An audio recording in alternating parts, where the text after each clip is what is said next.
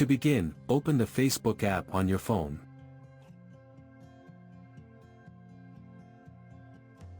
Next, open the menu by tapping the three horizontal lines in the top left corner. Then, tap the drop-down menu beside Settings and Privacy. From the menu that opens, select Settings.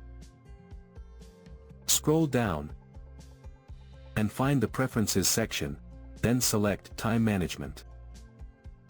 Under the To Manage Your Time section, you will find Daily Limit. Tap on it.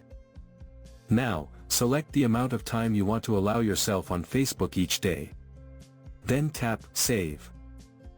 Facebook will then activate your daily time limit, and send you a reminder notification when you reach that limit each day.